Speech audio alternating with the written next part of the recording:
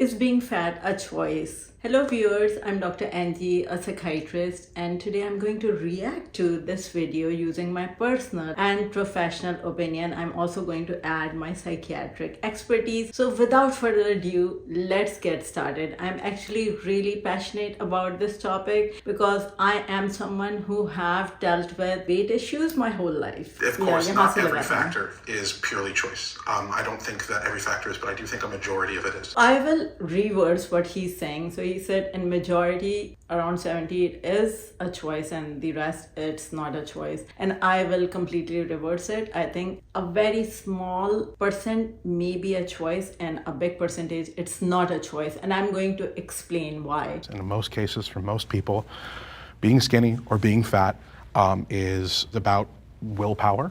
It's about the environment you grow up in, sure, but who you choose to associate with, what sort of things you choose to listen to. Now he said willpower. I just do not like that term because willpower does not work in cases when people are trying to change a habit, whether it's eating healthy, losing weight, whether it's addiction, any bad habit, willpower alone does not work. So I'm an addiction psychiatrist, and whenever my clients, I tell them what is their plan for recovery and they say, I'm just not going to do it, or I'll use my willpower, that makes me very anxious and concerned about their success in their recovery. And I'm going to explain why I'm saying that. Who you choose to kind of have as your friends around you and support you, all of those things are choices that you can make that will lead you closer towards being one or the other. I know what I do with my body. I know what I put into it day in and day out.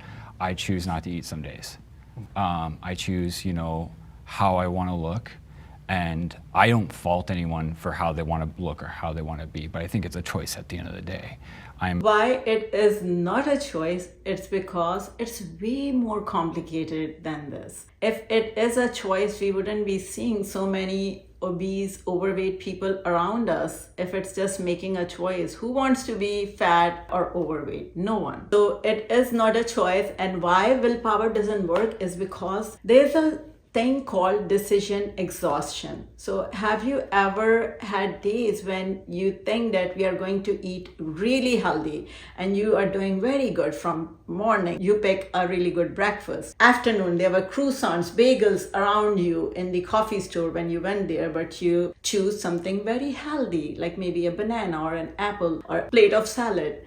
Then in the evening and night, when it comes to dinner time, you just like binged and eat everything. So why did it happen? Was it a choice? No, you were choosing to eat healthy that day. You made a conscious decision in your mind that you are going to eat healthy. Then why did you fail? It's because decision exhaustion or decision fatigue. So according to registered psychotherapist Natasha Duke, decision fatigue is a phenomenon as opposed to a diagnosable medical condition where the more decisions a person make over the course of the day, the more physically, mentally, and emotionally depleted they become. We know when we are exhausted, according to psychology, we are more likely to say yes. So when that unhealthy food come in front of us, you end up giving in. It's the same for any other kind of addiction. What I feel we should treat obesity and overweight and food issues, we should treat it as an addiction. And I'm going to discuss more about it. Very,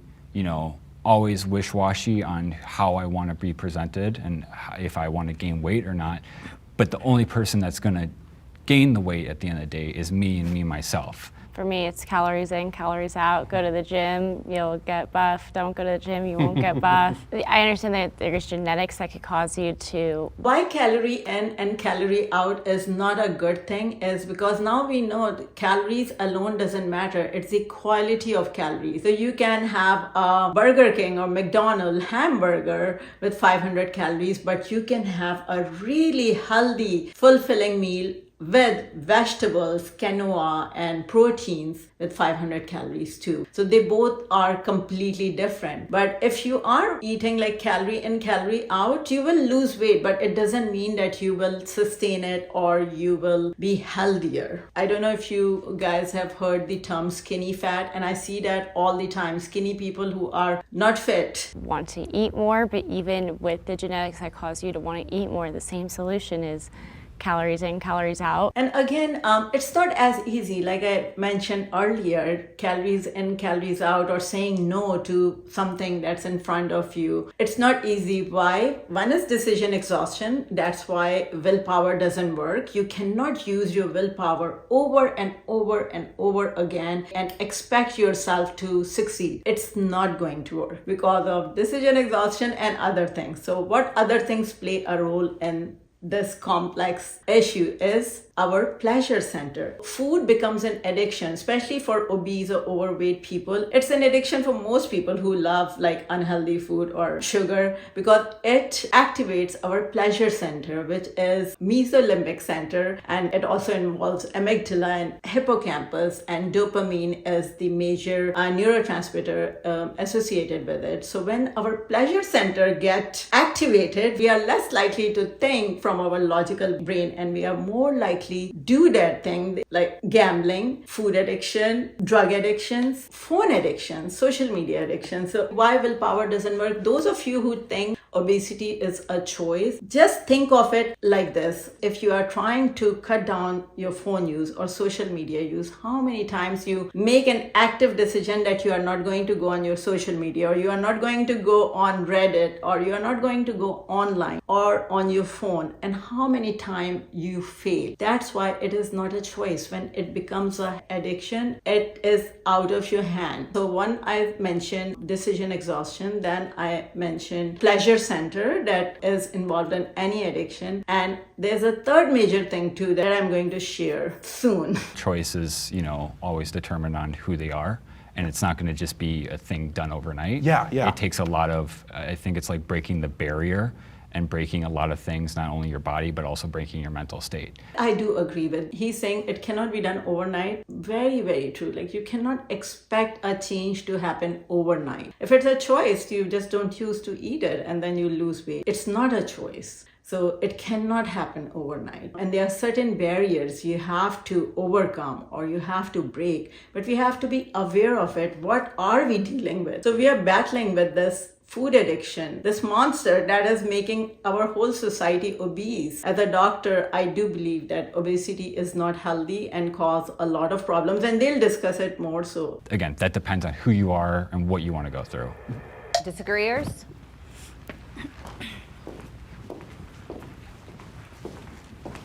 So now disagreeers, like how I disagree. So people who share my point of view, let's see what they have to say. I felt like as a toddler, I always viewed myself as big. I grew up in a very poor home, so where my mom couldn't provide the meals that she could healthily.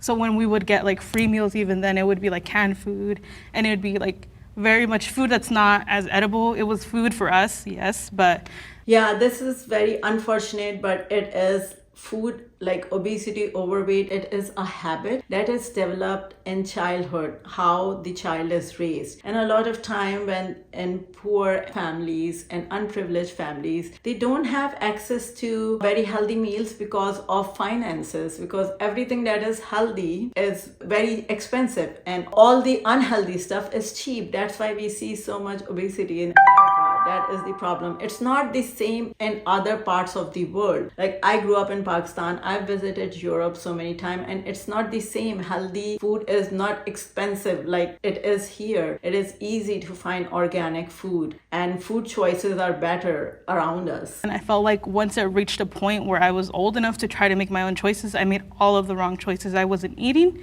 and I was only eating grapes and lettuce. And she was trying to make the right choice, but she may not be aware of the choice. So one of the factors why it is not a choice is because it can be a habit, and habits are so difficult to break. Old habits. Why? Because when we develop a habit, there's a neural pathway formed in our brain, and to overcome that neural pathway, we have to form a new neural pathway, and it does not happen overnight. You have to do something over and over and over again. And then you may be able to make a new habit, but old habits are extremely difficult to break. And even if you are not doing an old habit for a period of time, it can come back. That's what I have seen, like during periods of stress. If you are sleep deprived, an old habit can come back. So this is one of the major factors why obesity is not a choice. It's a choice to do the requisite steps. It's a choice to go grocery shopping instead of going to fast food when it's easy. It's a choice when you're grocery shopping to go to the outer aisles and like not go into the bread section and not go into the junk food section. These are all choices. As a disabled woman, I can't. That is very true. Those are the choices we can make. But do those choices are going to guarantee weight loss or are going to give us results? Because we have to make those choices every single day, every single time. Those are a lot of choices, a lot of decisions, and there is a lot of room to fail. And that's why so many people fail. Actually, let me share you research. I'm actually quoting an article from Scientific American that research suggests that roughly 80% of people who shed a significant portion of their body fat will not maintain that degree of weight loss for 12 months. According to one meta-analysis of intervention studies, dieters regain on average more than half of what they lose within 2 years. And I've seen that around me, like not even dieters, people who have gastric sleeve on, they lose so much weight, but you'll see like after 5 years when their stomach expand, they regain majority of the weight. And same is true with drugs like Ozempic and Mounjaro that is circulating in media and becoming so popular lately that when people stop it, they regain majority of the weight. Can't do a lot of the things that people say, calories in, calories out, oh, you got to go work out and exert it. A lot of the things that are typical, oh, this is how you lose weight, put me in the hospital. I have to navigate weight differently. I have to look at it differently. My weight is the way it is because of medication, because doctors put me in this position. And I had to learn, okay, am I going to be so... That is very true and kind of a sad reality that so many medications can cause weight gain. Especially in psychiatry, we have like so many antidepressant mood stabilizers, medications for psychosis that cause a significant amount of weight gain. There are very few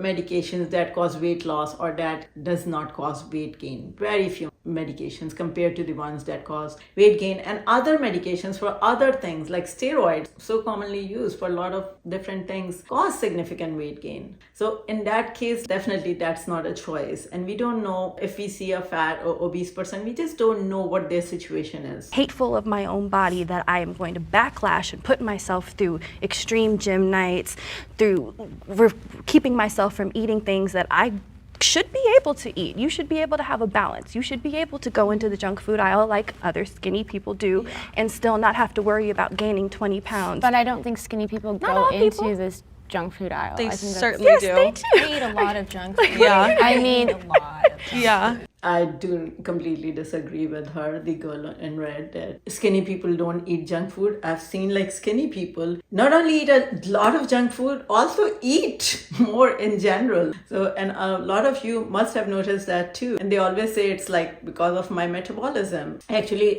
when I was in medical school, one of my friends, she was like really skinny and she would eat whatever and we would do lunch together. And I was always like watching my diet and I tell her, you're so lucky, and she's like, yeah, I am just blessed, what can I say? I mean, my DoorDash would tell you otherwise. There's a thing called set points. There's a ton of research on it, that your body likes to be at specific weights. It likes to be in a specific way. That is so true. I don't know if you guys know about the term set point. So set point is a body weight. It's a unique body weight that is unique to every person, and majority of the life they will stick to that body weight. So if your body is not at that weight, it will do anything to go back to that weight. If you're trying to lose weight or if you're trying to gain weight, it will just try to go to that weight. So in my case, my set point is like 130 pounds. So since I was like a teenager, when I like completely grew up with my height, I've been like 130 pounds plus or minus 10 pounds. If I work extremely hard, I may be like minus 20 pounds. But it's extremely, extremely difficult to maintain. And the highest I've been, even during my pregnancy, is plus 20 pounds. So your body's always like, even if you gain a lot of weight or lose a lot of weight, it will try its best to go back to that set point. So that we just don't know why it is, but it is very well known and a lot of data. What is set point weight theory? So it is still a theory because a lot of studies agree with this theory and research it. It's more of a theory, and there are arguments to support it and arguments against it. Specific weights. It likes to be in a specific way. Like, it's fine that we have like 3 McDonald's like on the same street. And it's just like, we don't think that this is adding to the problem. So society is playing a major role in it too. Society, media, because they are just thinking about their own benefit. So if a company is making a lot of money because they are selling a very unhealthy product, they don't care what it's doing to the people they are selling it to. They are caring more about their money. We cannot just push the problem toward people who are fat, that it's your problem. You are making the wrong choice and you can choose to be healthy. It doesn't work like that. So it is a very complex problem, and there are a lot of things that are contributing to it. And one major thing is society. I was actually shocked when I came here to see the portion size. Literally, if you go to majority of the other parts of the world, portion sizes are not this big. Even in Europe, like the portion sizes, small is like baby size. Large is like smaller than small. So even extra large is smaller than small here. I think we need to change portion size. You can lower the price too. So why do we have such big portions? That can definitely help with our societal weight loss if we decrease the portion size. And definitely you can decrease the price on it as well. And making things healthier, using healthy ingredients. I've noticed whenever I eat out, I'm gaining weight. No matter what kind of healthy food I pick, it's not good for my diet. So I have learned to just cook from natural, fresh ingredients in my house. I think that's the best way to do it if you want to lose weight or if you want to maintain a healthy lifestyle. But sometimes we do go out and we want to have fun and we want to eat out with our friends, but there are very few healthy choices. Even the places that are saying it's healthy choices, they are not as healthy. And the mukbangs, I was literally gonna bring that up. The mukbangs and like all those videos that just come up to trends for people Not to do only it as the well. mukbangs, but also like Lizzo and other big like media people. I'm sorry. There's a very big difference between the people who are telling people go out and get fat versus. Okay, so I personally haven't seen a big influencer telling people to go out and get fat. People are doing all kinds of things on social media. So you may come across people who may be saying these things. And if you do, please do mention their name in the comment section because I want to explore more about it. But what I've seen about most influencers who are big, like Lizzo, is that they are just being comfortable in their body and they are celebrating life. There's nothing wrong about it. They are celebrating themselves. They are accepting themselves as they are because they have a right to happiness too. Just because if someone is fat doesn't mean that they cannot be happy. They cannot live life. They cannot be discriminated against. So what she's saying here, let's watch more. Dressing extremely scantily clad and then saying if you don't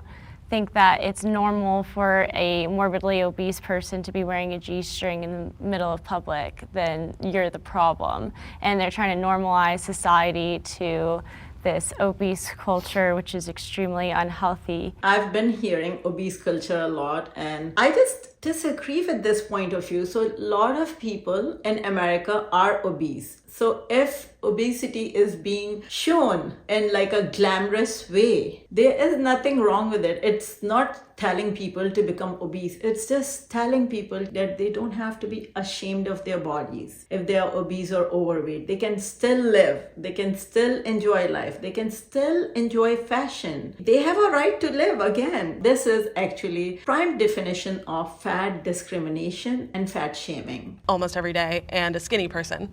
Like, is it okay that the skinny person is doing that?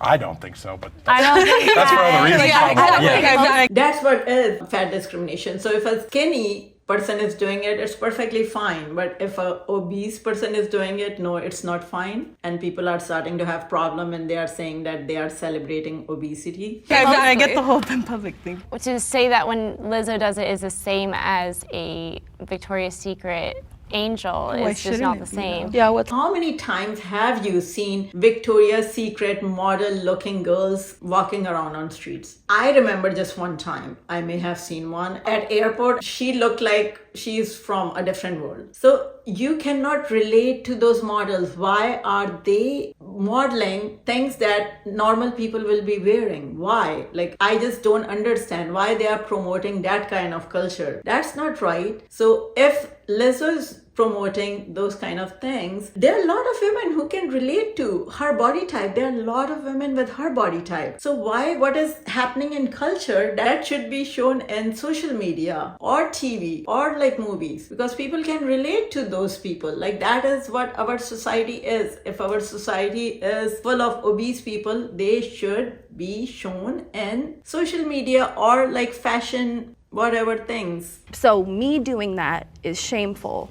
but a skinny model is Like a okay. Victoria's Secret I model. didn't I don't know if I, That's why plus size models came and Lizzo is so popular, because there are certain women who are that body type and they want to see someone like them so they can relate to them. So there are some skinny people, so there should be skinny models. There should be normal size females that should be modeling too. Same is true for men. So models should be representing our society. They shouldn't be like alien looking from a completely different planet. I do think there's a problem with obesity in America, but I think it's a first world country problem because it's... So having said all that, do I support obesity? Absolutely not. Is it a problem? Absolutely yes. And what can we do about it? We can do a lot of things about it, but we cannot say you are obese, it's your problem, you are making the wrong choice. It's you. You should be ashamed. That is not the right way to handle obesity. I do feel like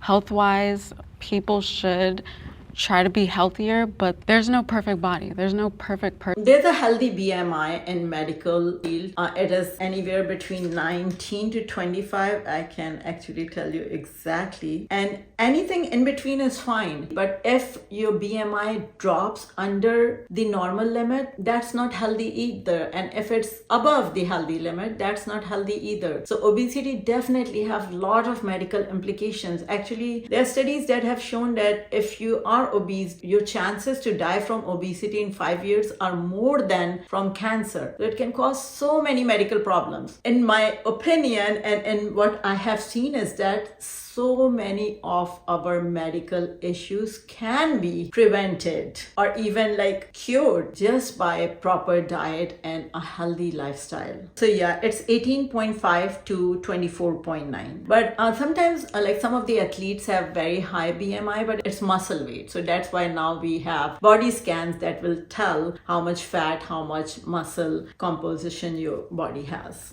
So I do agree that fat shaming is worse than skinny shaming. Just overall, entirely, the way that people like comment on people's weight. I partly agree with it, but it may not be true. I've never been skinny, so I really don't know what is skinny shaming. It depends on how fat and how skinny. So if someone is within their ideal like BMI weight, usually then they are praised when they are too on the skinnier side. Of course, they are at an advantage, but anyone like towards the overside and above, they are more likely to get fat shamed. But I've seen people with very low BMI, especially people who have like weight eating disorders and are very underweight, and I don't think they look really sick too. So as long as you are in healthy weight and healthy BMI, it's fine. But anyone like a very skinny person, I'm pretty sure they get shamed too for their body being too skinny, and it's the same as fat shaming. So I really don't think it's such big of a difference. I personally cannot comment on it because I've never been very skinny, but I have experienced fat shaming and I know what that feels like, and we'll talk a little more about it. now I have a lot of empathy because hearing your story about how you've been struggling with this since you were a child. Since I was like a newborn baby, like When she says since she was a newborn baby, we didn't talk about genetic predisposition. Some people are genetically predisposed to be obese too. That's not the only factor though. They can still use proper channels. There's still hope for them, but this is one factor that plays a role too. So people using shame as a motivator to get your cousin to not be too skinny. Shame as a motivator is a powerful tool. So the reason I sit over there is fat shaming worse than skinny shaming. Well, you could argue that shame is a very powerful motivator. Actually, when I was a teenager, I gained weight and I lost all that weight because of a couple of shameful comments. So it is a very powerful motivator, but if it's good, something that works doesn't mean it's good for you. So how much damage it can cause to a person, it definitely works, but is it good for us? No. Shame is the lowest vibration emotion, and if you are putting someone to shame, you are doing a lot of harm to them. That shame will stick with them their whole life. It does so much trauma. What the person will do, they are going to bury that shame deep within, and then they have to deal with it. It will come out in different ways throughout their life. So are you doing any good to that person, or are you harming them? Let's discuss more about fat shaming. I'm going to share some research if fat shaming works or not. In my case, it does work, but research has shown that it typically doesn't work. And a lot of people who do fat shame, like she said, she has no idea what the other girl went through. A lot of people who fat shame others, they have no idea what being fat is like. They've been skinny their whole life. Someone who has been fat and lost a lot of weight, I don't think they are that likely to fat shame others because they know how hard it is to lose weight. Okay, so in medical news today, I'm sharing an article that fat shaming is the act of making a person feel ashamed, inferior, anxious, or guilty about their body shape or size. There's no evidence that shaming people for their weight has any positive effects. It says discrimination causes stress and negatively affect fat people. It causes overweight people to eat more, and some studies has shown that it is linked to increased risk of obesity. It can also causes depression, eating disorder, reduced self-esteem, and other negative consequences. Like I just mentioned, I feel because of that fat shaming that I experienced as a teenager, I just became overly obsessed with my weight and food. Actually, my daughter calls me almond mom. I did lose weight, but it did not have a good effect on me because I became overly obsessed with weight and diet. So I'm very, very against fat shaming, and I always stand up for someone who is being fat shamed. And I'm going to share something that I just really love. One of the participants said here, and that's exactly what I feel. issues in the past, and I was like struggling kind of with depriving myself too much because I had a trainer. And then I started binge eating. And as soon as I had like a mental break where I was like physically incapable of stopping myself from putting food in my mouth, I immediately went to see a doctor. And that doctor told me to read a book called Intuitive Eating. And it wildly changed my life. And it was about getting past diet culture and how about actually something we all should learn about is intuitive eating. I don't practice it that much because of course I forget it, but it's just such a good way to eat. It's just like your body is telling you when you're hungry, and you just go by your body's signals and just enjoying the food, enjoying every bite of it, and just eat anything. So it's completely against diet culture, and I think it's a very good way to eat food is intuitive eating. And if you don't know about it, please try to read about it. how so many people ruin their lives with diet culture. And you see it with like These extreme diets don't work, and why it don't work? It's against habit. So to develop a new habit, diet cannot be sustained, like keto diet and extremely high protein diet or those kind of diets. Very, very few people can, but in majority of cases it failed because any new habit that you are trying to develop, it has to be easy and it has to fit in your lifestyle. Some of those things have to be part of the diet. If the diet is too over the top, it's not going to to work. So that's why intuitive eating or things like that are more likely to work than a specific diet. Somebody talked about eating grapes and lettuce, and it's grapes and lettuce, and it's just like, Yeah, like those kind of things, you can't sustain it. I don't think we should shame anyone to do anything. No. I think everyone deserves to like themselves enough to like enjoy life. And if you do that as a fat person, okay. If you do it as a skinny person, also chill. It's not my business. Shame is a broad category. I do think shame works in some cases. Of course, if something works doesn't mean that it's not damaging. Is it good for us? So a lot of people just think if something is working for us, it's great. No, you have to see if it's working for us and it's good for us. So in the end, I want to say obesity is definitely a problem. I do not promote obesity, but we should not be making it one person problem. We should not be saying it to a fat person, it's your problem, you're choosing to be fat, because it's way more complex than that. Is there hope? Yes, there is hope, but we have to look at it as more broader terms. It's also society, it's our environment, it's habit, it's lifestyle. So making little changes one at a time and just completely changing your lifestyle and sustaining it is a very effective way to lose weight and then sustain it. Thinking about our health, but at the same time, we should not be shaming fat people. So I can go on and I can ramble all day on this topic, and I don't want to bore you guys with my rants. So please let me know your comments. It's a very polarizing topic. A lot of you may not agree with my opinion, so I completely understand it, but I wanted to sound very opinionated and give you my opinion. So please drop it in the comment section, your opinions and where I was wrong. And thank you so much for watching, and I will see you next time.